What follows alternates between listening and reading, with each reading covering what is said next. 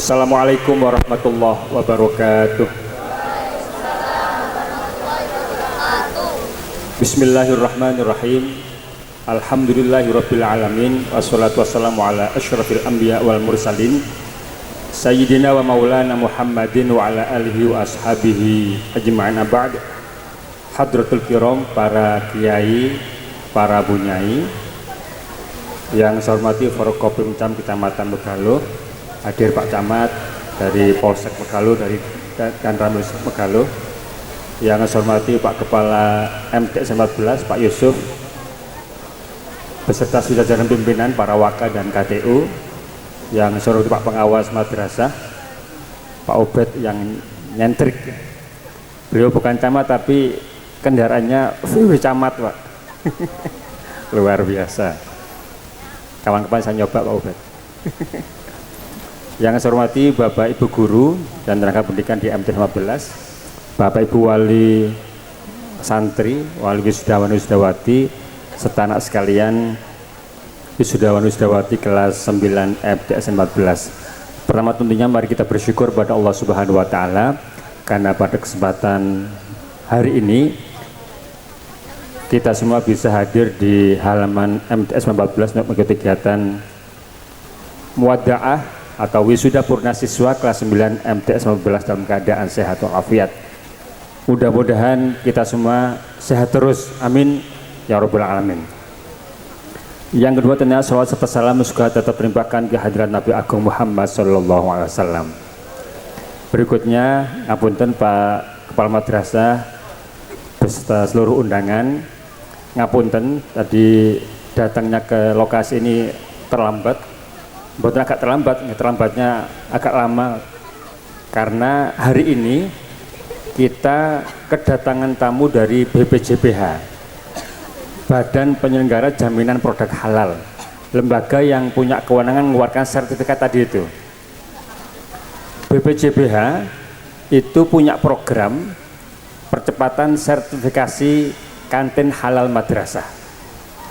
Hanya ada satu kegiatan di BPJPH itu terkait dengan percepatan sertifikasi halal kantin madrasah, itu hanya punya satu kegiatan, dan itu dipilih Jawa Timur.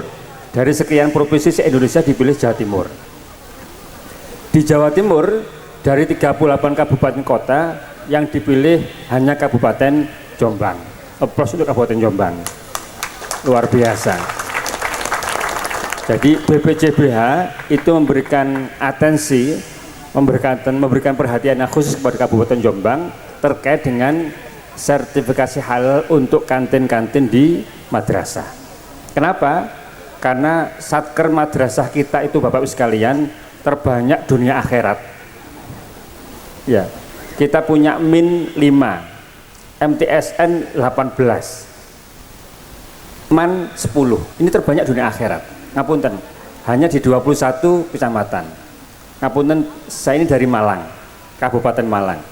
Kabupaten Malang itu 33 kecamatan, min cuma ada 3, MTSN-nya 7, MAN 3, 33 kecamatan.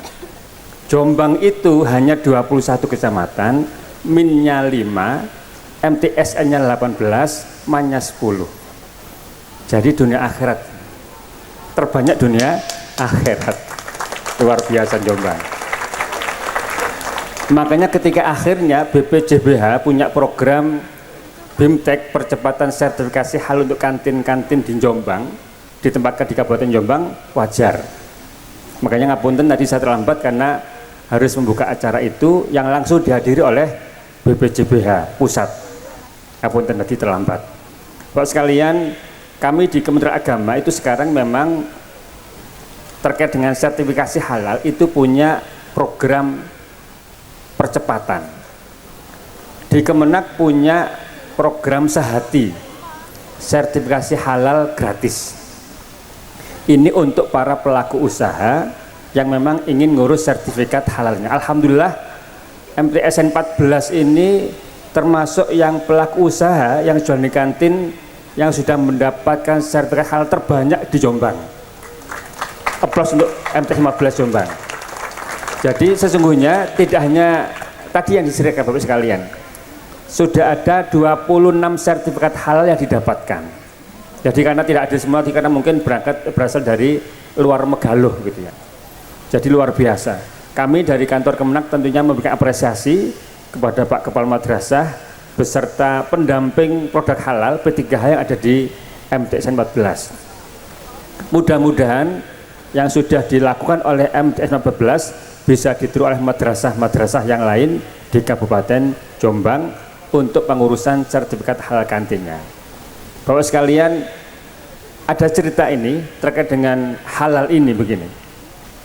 Dulu diceritakan itu ada seorang pemuda yang soleh, pemuda yang jujur begitu, yang beliau berjalan di pinggir kali itu, berjalan di pinggir sungai, kemudian nemu buah delima. Di sungai itu dia menemukan buah delima.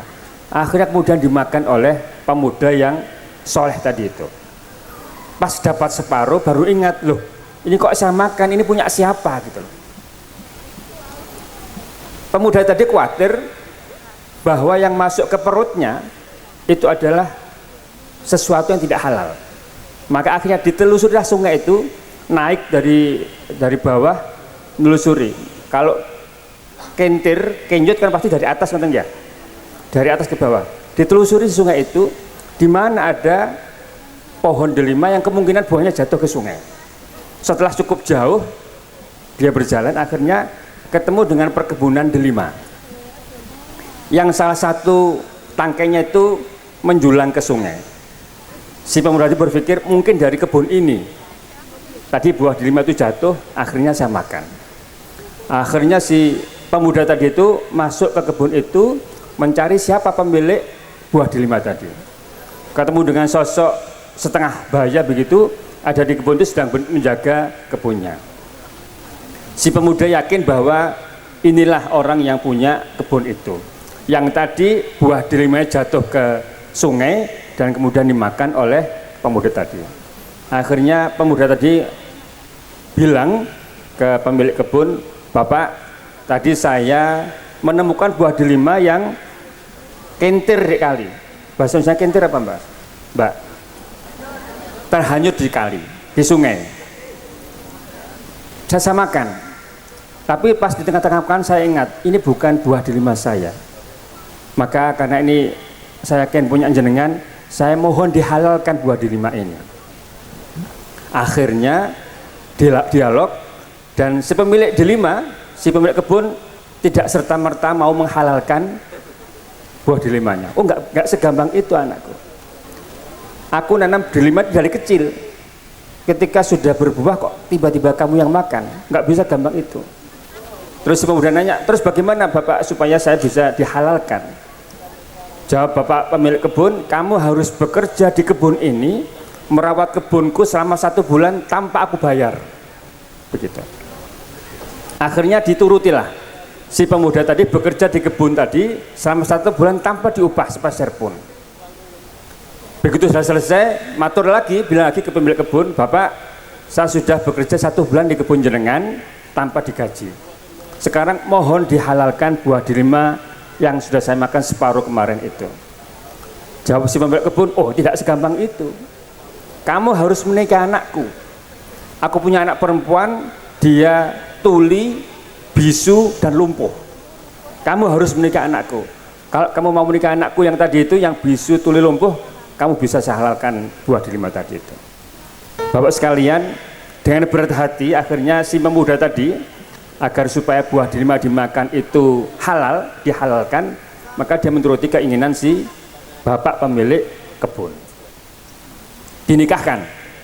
Ketika dinikahkan, si cewek, si perempuan tidak ada di lokasi.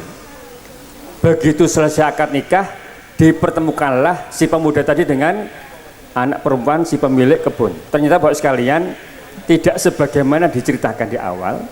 Si cewek tadi, si gadis tadi tidak tuli, tidak buta, juga tidak lumpuh, tapi cewek yang cantik jelita, seperti anak-anak MTSN 14 Jombang ini.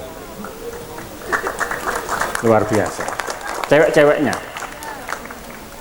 Bapak sekalian, akhirnya dihalalkanlah buah delima yang dimakan separuh tadi. Bapak sekalian jangan semerap, jangan tahu siapa pemuda yang rela bekerja 1 bulan tidak digaji dan kemudian rela menikahi perempuan yang dikatakan orang tuanya tuli, buta dan lumpuh tadi. Jangan semerap. Itu adalah ayahandanya Imam Syafi'i, pendiri mazhab fikih terbesar di Indonesia. Begitu.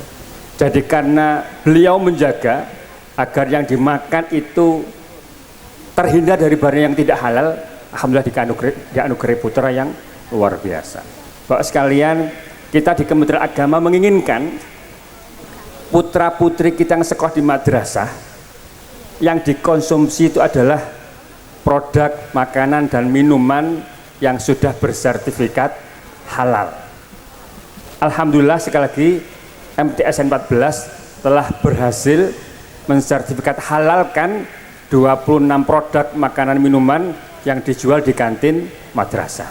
Kita berharap mudah-mudahan dengan demikian nanti siswa-siswi kita, putra-putri kita yang belajar di MTS 15 nanti ketika mereka belajar di sini thalabul ilmi bisa mendapatkan ilmu yang benar-benar bermanfaat fid din wa dunya hatal akhirah, amin ya rabbal alamin. Nggih. Berikutnya Bapak sekalian, tentunya kami dari kantor Kementerian Agama Kabupaten Jombang terkait agenda kita pada pagi hari ini muwada'ah atau wisuda purna siswa kelas 9 MTS 14 menyampaikan selamat dan sukses atas terselenggaranya kegiatan wisuda pada kesempatan siang hari ini. Kami berdoa mudah-mudahan segala ilmu yang didapatkan oleh putra-putri kita, siswa-siswi kita di MTS ini menjadi ilmu yang bermanfaat fid din wa dunya hatal akhirah, mengantarkan kebahagiaan kesuksesan mereka tidak hanya di dunia tapi juga nanti sampai di akhirat, amin ya rabbal alamin. Teruskan perjuangan kalian, teruskan pendidikan kalian di jenjang berikutnya, jangan berhenti sampai di jenjang MTS saja. Jadilah orang-orang yang berilmu, jadilah orang yang memiliki ilmu pengetahuan yang luas. Kenapa? Karena orang yang berilmu tidak pernah mati, dia akan tetap hidup selamanya meskipun jasadnya telah hancur di kuburan.